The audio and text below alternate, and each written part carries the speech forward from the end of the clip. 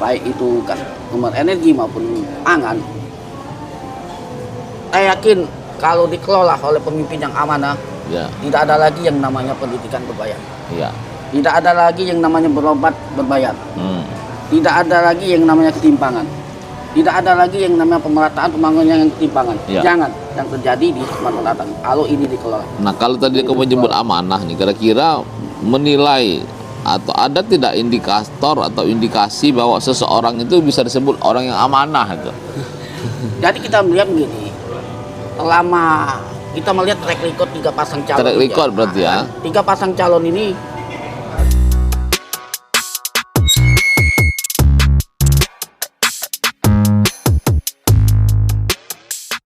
Assalamualaikum warahmatullahi wabarakatuh. Waalaikumsalam warahmatullahi wabarakatuh. Selamat pagi. Berjumpa kembali dengan saya Muhammad Nasir di podcast ketikpos.com. Ya, kali ini kita berada di Martabak Har Simpang Skip yang sudah ada katanya sejak 1947 ya. 2 tahun setelah kemerdekaan. Nah, jadi kita kali ini akan ngobrol-ngobrol terkait dengan kontestasi politik menjelang pilkada serentak di Sumsel, di provinsi maupun di kabupaten kota ya. Dan memang saat ini sudah memasuki tahapan-tahapan yang sudah cukup maju ya. Kemarin beberapa bakal calon itu sudah menjadi calon ya. Dan barangkali prosesnya sekarang ini lagi pemeriksaan kesehatan. Nah, di luar itu tentunya cukup menarik kalau kita kupas tentang bagaimana sosok-sosok para calon pemimpin kita itu, karena sudah mengerucut sekarang ada 3 pasang dan 1 pasang itu sebenarnya di luar prediksi, yaitu yang pertama Herman Deru Ciujang HDCU yang memang petahana katakanlah, lalu Mawardi dan Wadi Yahya dan Ibu Anita ya.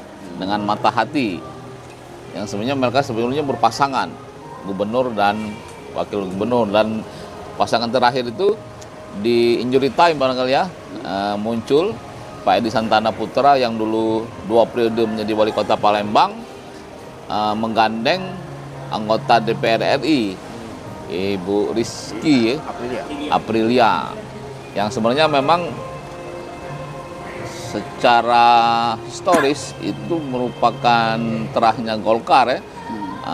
Kakeknya itu Pak Jamjami Ahmad itu dulu pentolan Golkar di Sumsel. Lalu orang tuanya juga pernah menjadi wali kota di Lubuk Linggau.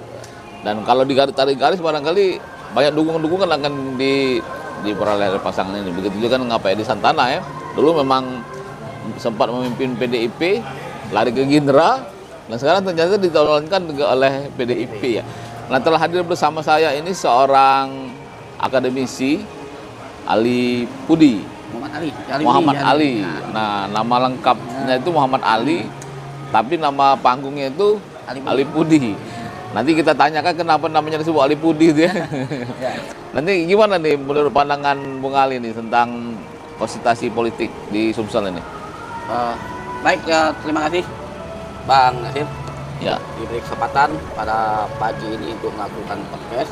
Ya. Saya melihat bahwa Sumatera Selatan ini adalah provinsi yang punya potensi sumber daya alam dan potensi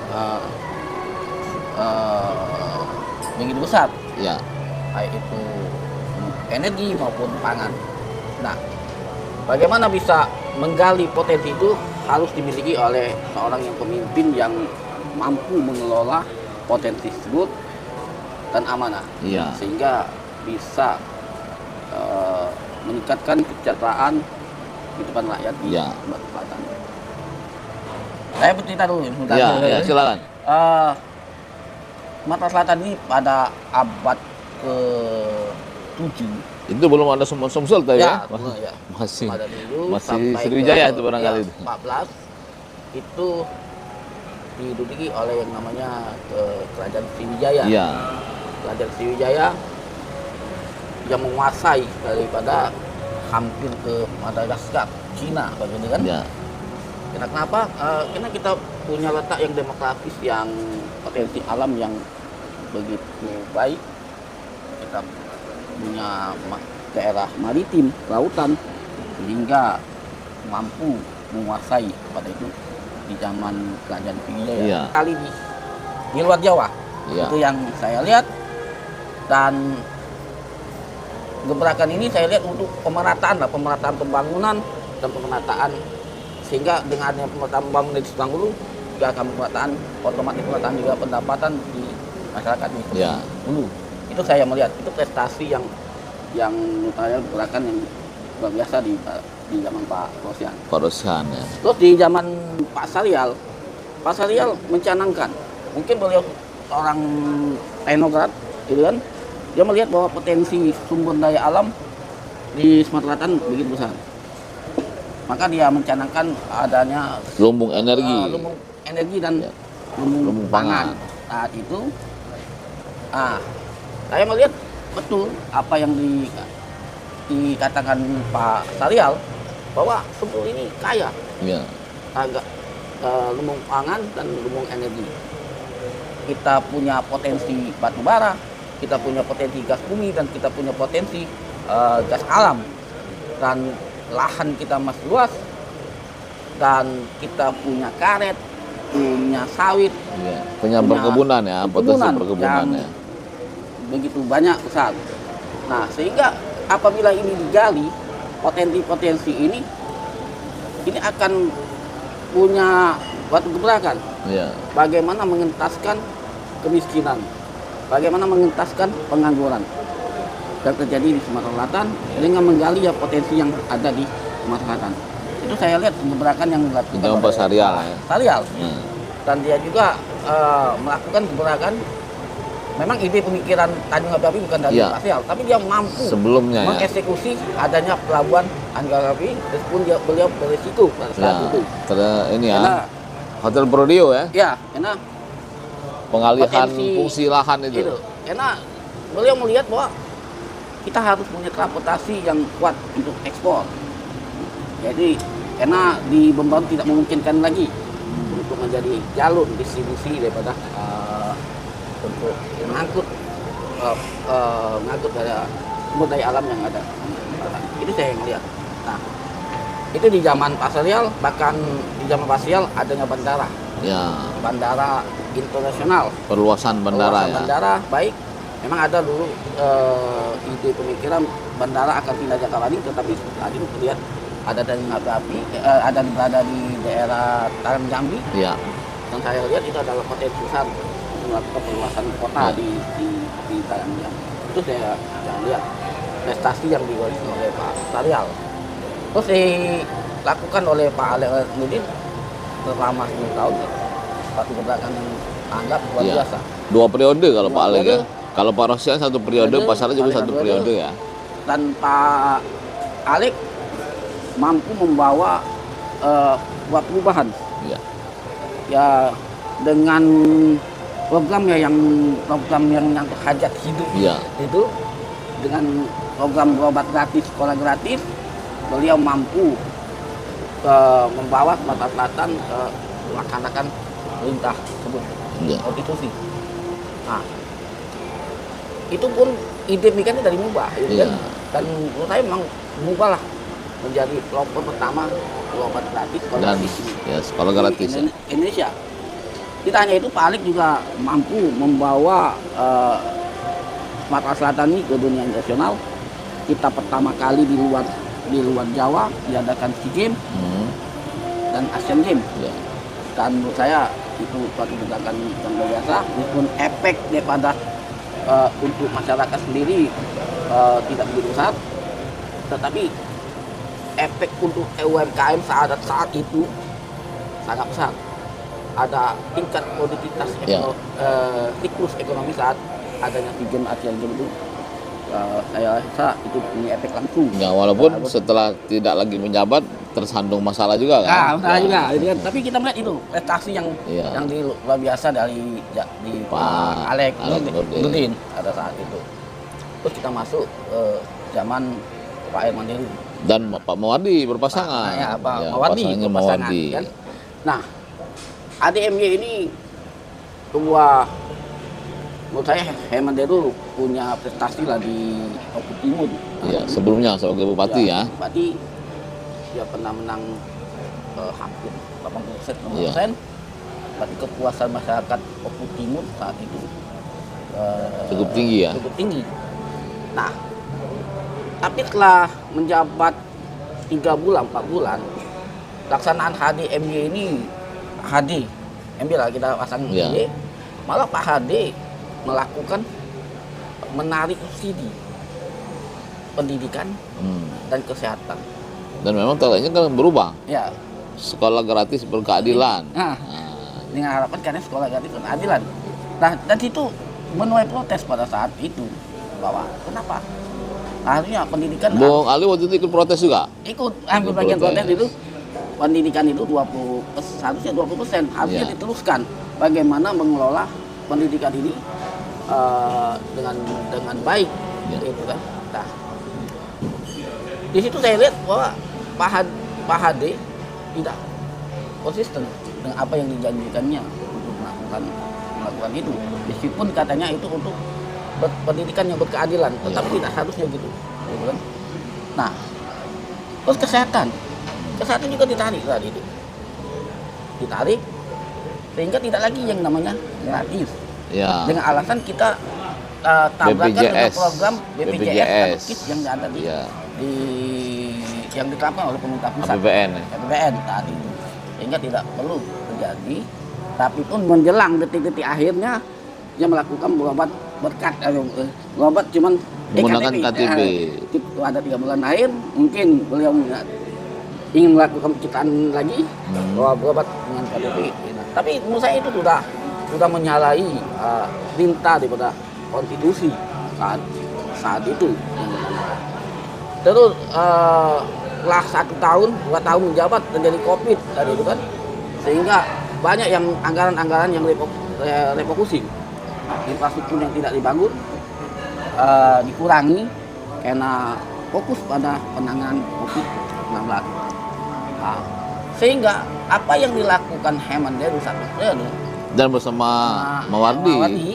ya, juga tidak punya gebrakan yang besar terhadap terhadap apa namanya di Sumatera Selatan. Itu yang layak. Ya kalau ada bangunan, menurut saya itu hanya standar biasa. Ya. Standar biasa yang dengan yang harus dilakukan gitu kan. Tanggung jawab pimpinannya tetap harus melakukan pembangunan jalan, pembangunan apa begitu tetap. Artinya mungkin untuk ke depan ini kita bagaimana nih menurut Bung Ali? Kan kalau periode terakhir kan Pak Hemendero kita nilai juga tidak punya gebrakan yang bisa dikatakan ini ya cukup Jalan di tempat. ya jalan di tempat. Kalau kita menilai Pak Hemendero tentunya juga akan bersentuhan dengan Pak Mawardi Yahya. Ya. Nah, artinya Jadi- dua orang ini kan sama berarti. Nah. Kalau kita misalnya menganggap bahwa mereka itu belum berhasil, ya berarti dua-duanya. Atau gimana tuh? Jadi gini, sebenarnya di Undang-Undang Nomor 23 Tahun 2014 atau 2004 bahwa tugas wakil gubernur, wakil bupati dan wakil wali kota itu tidak begitu spesifik, tidak jelas. Artinya kalau misalnya periode Pak Hemendero ini dia Hanya- belum sukses, artinya bukan juga bagian dari Pak Mawardi Yahya begitu kan maksudnya. memang kebijakan diambil harus kebijakan bersama ya. Tetapi peluang wakil saat itu membuat kebijakan tidak dominan. Tidak punya ini ya Andil, kapasitas ya. kapasitas untuk membuat sebuah kebijakan. Sehingga itulah mungkin yang menjelatar belakang Pak Mawardi Nah, kemudian itu. maju. Itu mungkin membuat Walaupun sebenarnya mereka sudah komitmen ya sampai 2 periode itu sampai berpasangan ya. Berpasangan. Nah, terjadinya perpecahan ini tidak hanya di zaman Pak Mawardi. Potensi yang terjadi itu sejak zaman Pak Alek. Pak dengan Pak Edi Yusuf. Bupati wali kota itu sudah terjadi. Ya. Di zamannya Pak Ridwan Effendi wali kota dan Edi Saputra, Pak Edi Saputra pernah bicara ke saya, undang-undang ini tidak jelas. Ya. Apa nih tugas wakil bupati nih, wakil wali kota nih? Itu sudah ada, sudah pernah dibicarakan. Saya juga pernah ketemu dengan Pak Budiarto waktu itu, Ya. wakil wali kotanya Pak Alam dan pasangan Pak almarhum Jadul Puri. Dia mengatakan juga kita harus revisi Ya. tugas wewenang dan Artinya barangkali ketika seorang wakil bupati maupun wakil gubernur, bupati dan wali kota ini kemudian dia dianggap sepaket dengan pejabat utamanya, barangkali juga tidak bisa dikatakan demikian ya, karena memang undang-undang mengatur bahwa kapasitas wakil itu juga terbatas. Nah itu yang membuat terjadinya pecah kongsi lah. Ya, pecah Itu yang kongsi. saya lihat. Nah itu rumit daripada. Jadi bahasanya mungkin kalau disimpulkan itu, dulu kalau saya cuman wakil, nah sekarang saya akan membuktikan bahwa kalau saya jadi gubernur, bupati, wali kota, mungkin saya akan lebih baik, itu kira-kira. Iya, mungkin itu yang ingin dilakukan oleh Pak Mawardi. Nah, terlepas dari kepemimpinan tersebut, dengan potensi alam Sumatera Selatan yang begitu besar, baik itu kan sumber energi maupun pangan, saya yakin kalau dikelola oleh pemimpin yang amanah, Ya, tidak ada lagi yang namanya pendidikan berbayar. ya. Tidak ada lagi yang namanya berobat berbayar. Hmm. Tidak ada lagi yang namanya ketimpangan. Tidak ada lagi yang namanya pemerataan pembangunan yang ketimpangan. Ya. Jangan yang terjadi di Sumatera Selatan kalau ini dikelola. Nah, kalau tadi kamu menyebut amanah nih, kira-kira menilai atau ada tidak indikator atau indikasi bahwa seseorang itu bisa disebut orang yang amanah itu? Jadi kita melihat begini, selama kita melihat track record 3 pasang calon. Track ini record berarti ya? 3 pasang calon ini kita lihat Pak Herman Deru, Iya. dia berhasil lah di Oki Timur, Ogan Ilir. Ya, kalau Pak Mawardi dia dari ketua DPRD di Oki, kemudian menjadi tokoh pemekaran, lalu 2 kali periode bupati OI, Dan dia juga bisa menjadi indikator ya. Indikator Ogan Ilir dia mampu membangun. Begitu Ogan Ilir. juga dengan Pak Edi Santana ya, Bahkan Pak Edi Santana bisa menertibkan pasal 16. menggerakkan Iya. Kota Palembang yang Iya. luar biasa saat ini. Kan? Jadi artinya dari 3 calon ini mana kira-kira yang mungkin cukup kita anggap amanah itu kira-kira? Kalau amanah hanya 2 orang. Hanya 2 orang. Ya. Siapa? Karena track recordnya pertama begini kan. Saya melihat Pak Herman Deru gagal lah. Saya anggap gagal. Kalau tanya apa prestasi Herman Deru, saya katakan Pak Herman Deru tidak ada prestasi. Ya. Gitu kan. Kalau ditanyakan apa kebijakan yang dilakukan oleh Pak Herman Deru selama 1 periode ini, kebijakan apa yang itu tidak ada juga. Ya. Itu yang saya lihat. Jadi kalau soal melihat track record orang, Pak Edi Santana juga punya yang amanah. Ya. Dan Pak Edi juga saya anggap wali kota yang termiskin lah. Ya. Alumni dan dia gebrakan di PKB. Jadi karena terbikin wajib kita ini ya satu nih ya. Iya juga gitu. Tapi Pak Mawardi dia punya potensi, dia mampu memekarkan Ogan Ilir dan Ogan Ilir juga berkembang Ya. di Indralaya berkembang. Dan saya yakin ya terlepas itu ada kasus atau tidak, saya melihat dari kasat mata, Ya. kedua beliau ini mampu. Ya, kalau slogannya itu ke Pak Mawardi itu kan kita nak galau. Nah, kalau Pak Herman Deru itu menyala abangku. Nah, kalau Jadi- menyala itu terbakar. Jadi kalau ada yang namanya Kalau lanjutkan, Pak ini Pak Edi Santana belum terdengar ya apa selalu ini tagline-nya? era baru. Era baru. Nah, itu yang saya lihat. Nah, itu yang saya lihat Bukan gaya baru, bukan ya? Era baru ya? era baru. Itu yang saya lihat. Nah, di dalam pencalonan ini baik pasangan Pak Edi Santana, Rizky Aprilia, dan Pak Herman Deru dan Si Ujang, terus Pak Mawardi dan Ibu Anita ya? Anita, saya melihat peluang terbesar, ya kan? Peluang terbesar untuk menang adalah Pak Mawardi. Walaupun dah itu kan kita tidak bisa lepas dari hasil survei ya. Ya. Survei-survei yang dilakukan sampai terakhir itu menunjukkan bahwa Herman Deru dan C. Ujang itu memiliki elektabilitas dan popularitas cukup tinggi dibanding calon kemarin kan ada hafal ya, Ya, Ari hafal. Amalindo dan Popo Ali, walaupun kemudian ternyata tidak muncul namanya. Ya, tapi saya menghargai survei yang dilakukan oleh lembaga-lembaga survei. Tapi saya yang ambil ada 5 variabel. Ya. 5 variabel itu meskipun tolak ukur ini bukan menjadi dasar, Ya. seperti suara partai politik. Suara partai politik itu yang didukung oleh Pak Mawardi dan Ibu Anita hampir kumpul semua. Ya. Tapi itu kan ukuran. Ya. Menurut orang kan tidak sinkron dengan apa yang gitu. Tapi ketika mesin partai politik berjalan, dan mesin terstruktur sistematis masif Mm-mm. ini menjadi gebrakan yang luar biasa untuk menangani dari mata hati. Terus variabel kedua ketokohan. Mm-mm. Ketokohan atau teritorial memang HDCU lebih unggul Ya. dibandingkan dengan pasangan lain. Mawardi dan Ya, ini kita- Pak Edi Santana Pak Ede ya. Manderu punya ketokohan yang luar biasa di Oko Timur dan Ki Ujang punya ketokohan Di Lahat. dan Kemawani hanya punya ketokohan di Ogan Ilir. Iya. Nah itu, tetapi ada yang membuat variabel yang tidak mengiyakan itu, Pak itu beliau punya struktur yang sistematis yang masif. Siapa tuh Pak Pak Mawardi. Mawardi? Kita- Karena panglimanya kan Ya. dulu juga panglima ketika menyusulkan Pak Ya. HDMY Ya. bisa merebut Gubernur Sumsel ya. Di situ Pak Sadar ada Usman ya. Partai Gerindra, dan Gerindra kita tahu ada partai komando. Iya. Ketika itu melenceng dia akan dipecat, dan dia punya Golkar poten yang terstruktur sistematis masifnya luar biasa. Artinya mesin Wah, politiknya. Apa bila ini dilakukan dengan cara struktur sistematis, saya yakin punya potensi besar menang. Itu semua potensi menang, tetapi potensi paling besar saya yakin Pak Mawardi atau mata hati. Tapi kemenangan itu tidak lebih dari 43%. 43%. Iya, kemenangan itu kemungkinan 36 Berarti sampai kalau 43. 43% dua ini, Dua yang lain kitaran dua putaran. enggak, karena Kan 3 pasang. enggak, kalau di pemilihan gubernur kecuali Jakarta ya. Ya. Itu langsung suara terbanyak. Oh, Yang tidak ada menang. dua putaran. Tidak ada yang dua Jadi putaran. siapa yang paling banyak? Itulah, iya. Iya. Kalau analisa aku di bawah itu 43%. Kalau 43% bisa ada kemungkinan ada yang calon yang lain unggul. Biasanya dia dapat 46%, yang satunya misalnya 5%. Analisa saya untuk Palembang ya. Iya.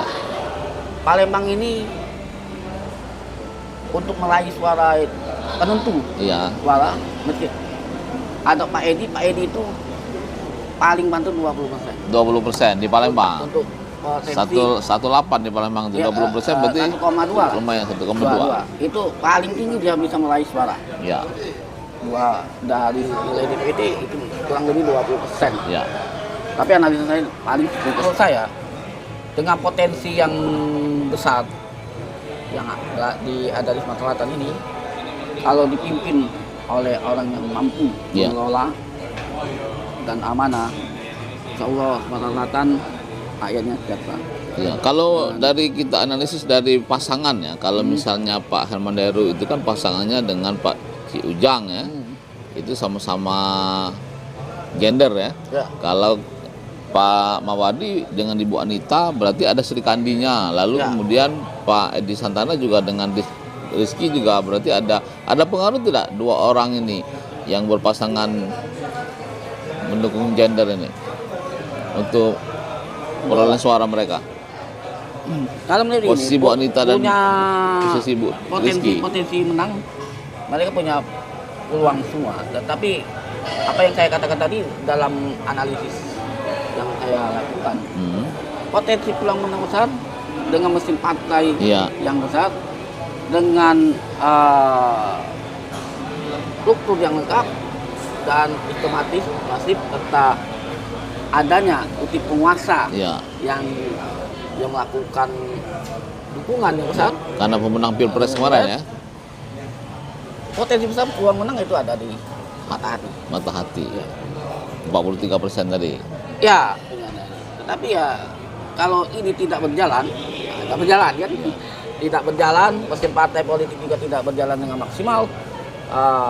Apa namanya itu oligarki atau penguasa dia tidak melakukan spot yang mendukungnya habis. Saya rasa potensi yang menang adalah di. Berarti kalau dari melihat hasil survei terakhir, perjuangan itu harus keras ya. Ya harus. Karena kan posisi terakhir itu ada data survei terakhir itu ada kemudian menunjukkan juga ketika masih ada Pak Heri Amalindo, Mawardi itu justru di peringkat ketiga. Nah itu kan saya hargai lah ya Iya. lembaga survei tersebut, tetapi saya melihat apa sih yang dilakukan oleh Artinya kerja keras itu harus dilakukan ya oleh tim Pak Mawardi kalau memang dia mau unggul ya. kado PDI Iya. katanya di kado Iya. PDIP, dan awalnya dia dapat dukungan PAN Iya. dan PKB dan Hanura saat Tapi itu. sudah tutup buku lah kalau Pak Hadi Amin menunjukkan jelas karena memang ternyata dia memang tidak maju kan. Maju. Ya, sampai detik terakhir tidak maju. Nah, tapi dari 3 peluang ini artinya memang menurut analisis Bung Ali Pak Mawardi ya, Ya, mata hati. ya, saya melihat mesin partai ya. Iya. Mesin partai, dan ada 2 partai yang menurut saya yang benar-benar terstruktur sistematis masif, yaitu Gerindra dan Iya. Golkar, dan adanya dukungan penguasa. Itu Nah, membuat, ini mungkin sekedar pendapat ya. Kalau menurut analisis Bung Ali ini, kalau seandainya memang HDCU ingin menang, itu apa yang harus dilakukan? Kalau kemudian pasangan Pak Edi Santana juga mau menang, apa yang harusnya mereka lakukan itu kira-kira? ya kalau mereka ingin menang, Misalnya kedua itu, Pak ini HDCU dulu. HDCU, Ya, ya mereka harus menggerakkan juga mesin-mesin partai yang lebih kuat, ya, dan intervensi pusat penguasa yang harus Ya. dibatasi. ya. Kalau Pak Edi Santana, Kalau kulihat Pak Edi sana punya kualitas yang baik. ya, Pasangan ini di antara hmm, pasangan lain punya kualitas yang unggul. Ya. Kan? Saya katakan dengan jujur karena saya tidak mau dikatakan namanya tim saya juga. Tapi ini hasil pengamatan akademis saya bahwa pasangan era baru itu memang qualified. Tetapi potensi menang sangat susah. Karena sangat kecil. kecil karena dipaksakan. Nah. Nah, dipaksakan ini menurut saya kalau tidak ada putusan MK mereka juga nggak bisa nyalon. Ya, nah kan sekarang kan pertanyaan kan begini, ketika dua adu kekuatan yang sama besar HDCU dan Mata Hati ini kemudian saling berseteru di atas, ada tidak kemungkinan kemudian Edi Santana ini kemudian menjadi kuda hitam? Bisa jadi punya kuda hitam. Edi sana biar bagaimanapun Edi sana punya keluarga di Organilir, Iya. keluarga di OKU. Kalau Basemah itu dari garisnya Ibu Rizky ya. Kalau Rizky punya Basemah dan potensi Lahat untuk itu. lahat dan Artinya kan Lawang, pasti pecah suara di sana tuh. dan punya potensi juga Lubuk Linggau karena Ya. bapaknya juga pernah menjadi wali kota di Ya makanya kan suara di sana kan berarti kan pecah tuh. bagi ya, Basemah. tapi mereka pecah, tapi ketokohan dan atau penguasaan teritorial mereka tidak memiliki. Ya.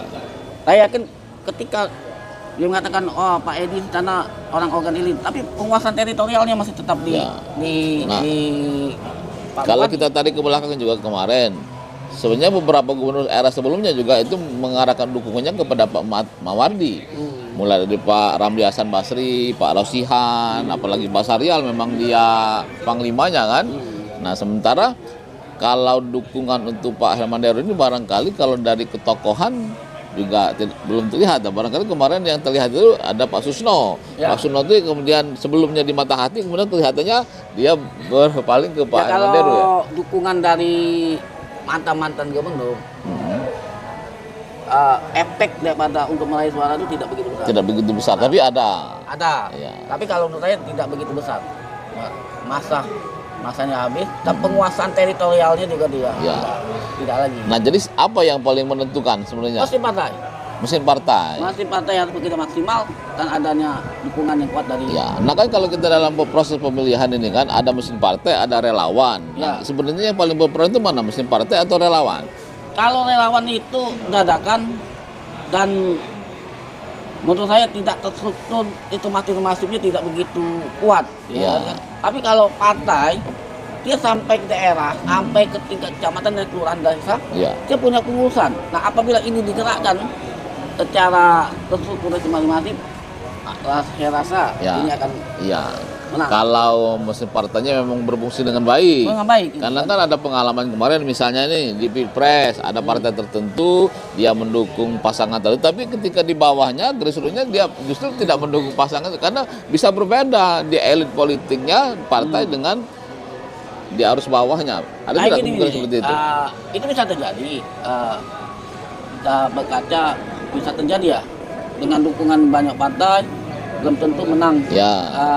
meraih suara tertinggi. Tapi saya melihat di penguasaan partai Ya. ada dua partai yang menurut saya yang punya mesin partai Ya. yang terstruktur. Ya. Itu yang membuat saya yakin bahwa Apa tuh partai apa tuh? Gerindra dan Golkar Golkar. itu saya rasa kalau ini dikerjakan dengan maksimal itu bisa punya potensi bisa menang. Nah, kemudian yang terakhir nih, kan sebenarnya kan suara paling banyak itu kan sekarang ini kan di kalangan milenial. Nah, kalau dilihat sampai saat ini kira-kira dari 3 pasang itu yang mana yang sudah bisa mendekati milenial ini dan juga mungkin bisa membuat milenial tertarik untuk memilih mereka? Kalau di milenial ini kan Gen Z lah. Ya, Gen Z. ini kan hampir 40%. Ya, lebih 50% 40% katanya. Ya, lebih. Dan saat ini pemilih perempuan juga terbesar. terbesar. Dan apabila menguasai Gen Z akan Ya. bisa meraih suara hampir. Nah, dari 3 calon itu sudah ada kelihatan belum mana yang sudah bisa menarik perhatian Gen Z ini? Kalau Gen Z sampai hari ini saya belum lihat. Belum lihat. Melihat dia di 3 pasang calon itu belum Di melihat. medsos? Apa? Di medsos Di message juga belum. belum kelihatan ada. Belum kelihatan.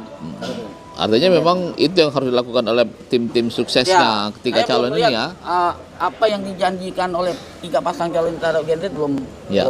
terlihat. Ya, karena memang Gen Z ini kan memang kalangan yang unik ya, biasanya Ya. tidak peduli, ya mereka maunya sendiri, gitu kan. Dan itu barangkali ya harus punya teknik dan cara tersendiri untuk bisa membuat mereka tertarik ya. Menarik. Ya. Mungkin untuk closing apa yang ingin disampaikan Nah, terakhir? ini. Ya. Kita melihat sumber daya alam yang begitu besar di Sumatera Selatan. Kita punya minyak bumi, kita punya gas alam, kita punya batu bara, kita punya lahan hampir 750.000 hektar dan 234.000 hektar yang belum dijalankan. Kita punya perkebunan, karet, sawit, dan karet, sawit yang begitu besar. Kita harapkan mampu mengelola. Begitu juga dengan jangan kita sekali-sekali menjual barang mentah, Iya. tapi kita menjual lah barang jadi. Ya. Kita harapkan Minimal setengah jadi lah. Iya, setengah jadi lah. Kita bercita-cita lah bahwa dengan potensi alam yang besar ini tidak ada lagi yang namanya kemiskinan, tidak ada lagi yang namanya pendidikan yang berbayar, tidak ada lagi yang namanya berobat yang berbayar, dan tidak ada lagi ketimpangan pembangunan, yang ada pemerataan, dan kita bisa bangun pabrik karet. Ya, kalau bisa dikelola dengan Baik. baik. Kita Karena kalau tidak- tidak salah kemarin juga ada yang berjanji itu katanya akan dibuka pabrik Karet. Kita Pabrik ban. Cina itu impor. Iya. kita Korea impor terhadap kita. Kenapa kita harus jual barang mentah? Kita buat di pabrik di Sumatera Selatan. Iya, Pabrik jadi ban, ya, dan pabrik jadi ban. pilihlah calon yang tidak prank-prank ya. Prank, ya. Ya, dan Itu juga aja. tidak juga banyak terlalu banyak janji dan propaganda. Nah, ya. Ya. Itu saja. Demikian. Ya, Walaupun singkat, semoga bermanfaat dan masyarakat nanti punya pilihan sendiri. Ya. Silakan memilih menurut hati nurani masing-masing. Demikian, assalamualaikum warahmatullahi wabarakatuh.